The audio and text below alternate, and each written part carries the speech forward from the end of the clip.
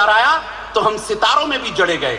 हमने आदमियों की तरह कभी फर्क नहीं रखा अपनों में और गैरों में। हम जितने समय तक भी रहे ईमानदारी के साथ रहे लोगों के पैरों में। हमने नुकीले पत्थरों का दर्द भी अपनी छाती पर सहा, लेकिन प्रतिरोध के स्वर में एक भी शब्द उफ का नहीं कहा। आप लोगों ने इतने लंबे समय के त्याग, तपस्या और बलिदान का हमें ये क्या सिला दिया। हमें कोई पुरस्कार देने के बजाय उल्टे हमारा कलेजा ही जला दिया, और हम अब तक आशिकों पर पढ़कर ही बहुत खुश थे। यार फिर हमें क्यों इन नेताओं पर चला दिया। ये सरासर हमारा अपमान है, उड़ाया गया हमारा उपहास है, क्योंकि इन भ्रष्ट नेताओं से ज्यादा गौरवशाली हमारा इतिहास है। जाते हुए बच्चे की प्रथम चाह बने हम, स्कूल जाते हुए बच्चे की प्रथम चाह बने। हमने पहुंचाया लोगों के पैरों को हमेशा आराम। हम नहीं कभी भी किसी के लिए आह बने। हमने खोजी खेतों के बीच में से भी पगडंडियां, लड़खड़ाते कदमों की हमेशा राह बने। और हम ही थे जो जीजा और सा के प्रारंभ के प्रथम गवाह बने। हमने सर्दी की चुभन और गर्मी की तपन, दोनों को बराबर सह के लोगों को उनकी मंजिलों तक पहुंचाया। और जब हम उतरे मर्यादा पुरुषोत्तम भगवान श्री राम के चरणों से, तो अयोध्या का शासन 14 बरस तक हम ही ने चलाया। मिला दलितों को, पीड़ितों को, शोषितों को, हरिजनों को। एक लंबे संघर्ष के बाद मिला आप लोगों का प्यार, मंदिरों में प्रवेश कर भगवान के दर्शनों का अधिकार। तो भाई साहब, हमने तो सदियों से बिना किसी स्वार्थ के अनवरत लोगों को मंदिरों की सीढ़ियों तक पहुंचाया। फिर हमारा क्या गुनाह था जो मंदिरों में प्रवेश कर भगवान के दर्शनों का अधिकार हमें आज तक नहीं मिल पाया।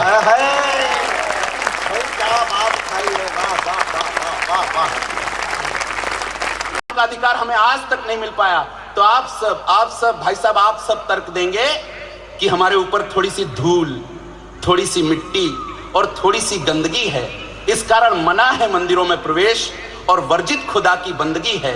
तो जो सवाल मेरे सीने में दफन था जाने कब से, चूंकि आज इतने बड़े मंच पर प्रसंग आ गया है, तो बड़ी मासूमियत से पूछता हूं आप सबसे कि थोड़ी सी धूल, मिट्टी और गंदगी के कारण हम बाहर की सीढ़ियों पर पड़े रह जाते हैं, और आप सब लोग अपने मन में ढेर सारी ईर्ष्या, छल, कपट की गंदगी लेकर बड़े आराम से मंदिरों में चले जाते हैं। कि आप सब लोग अपने मन में ढेर सारी ईर्ष्या, छल, कपट की गंदगी लेकर बड़े आराम से मंदिरों में चले जाते हैं। इस बात का नहीं हमें कोई गिला, सौगंध खाता हूं आप सबकी कि इस बात का नहीं हमें कोई गिला कि हमें इस जमाने से क्या मिला क्या नहीं मिला। हम सीढ़ियों के बाहर धूल, मिट्टी, गंदगी में जहां पर भी पड़े हैं, कुछ आदमियों के कारण, कुछ आदमियों की नजरों में हम उस स्थिति में भी देवताओं से बड़े हैं। ये बात जूता छाती ठोक कर कहता है, क्योंकि मंदिरों में प्रवेश कर भगवान के दर्शन करते समय अधिकांश लोगों का ध्यान भगवान से ज्यादा हम जूतों पर रहता है। क्योंकि उन सब का मानना है प्रत्येक क्षण, प्रति पल कि भगवान के दर्शन आज करो या कल, भगवान तो यही मिलेंगे कि कोई फर्क नहीं पड़ता कि हम कहां नहीं पहुंचे। हमें तसल्ली और खुशी इस बात की है कि हम कहां पहुंचे। हम लोगों के मकान, लोगों के दुकान, लोगों के कारखाने, लोगों की मिल तक पहुंचे। भाई साहब, हम ही थे जो जिद पर आए तो लोगों के जिगर, लोगों के दिल तक पहुंचे। और जब हम पड़े हिंदुस्तानी सैनिक के पैरों में तो दुश्मनों को खदेड़ने कारगिल तक पहुंचे। भरोसा था हमें, विश्वास था हमें। जब तक हम हिंदुस्तानी सैनिक के पैरों में हैं, दुश्मन सैनिक हमारे भारतीय सैनिक का कुछ भी नहीं बिगाड़ पाएगा। हमारा सैनिक एक हाथ में तिरंगा और बंदूक लेकर जरूर सरहद के उस पार जाएगा।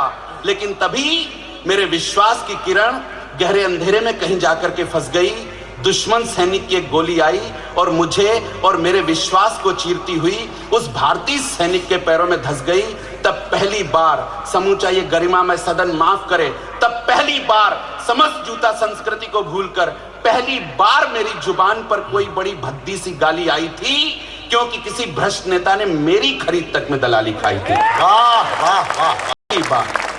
पहली बार मेरी जुबान पर कोई बड़ी भद्दी सी गाली आई थी, क्योंकि किसी भ्रष्ट नेता ने मेरी खरीद तक में दलाली खाई थी। इसके बाद भी भाई साहब ये जहां हैं भले हैं चंगे हैं। इन्हीं के कारण देश की आधी आबादी के लोग भूखे हैं, नंगे हैं। इन्हीं के कारण सारे झगड़े, फसाद और दंगे हैं। दंगा इनके लिए सिर्फ कुर्सी का खेला है और इन दंगों को मासूमों ने और हम ही ने सबसे ज्यादा झेला है।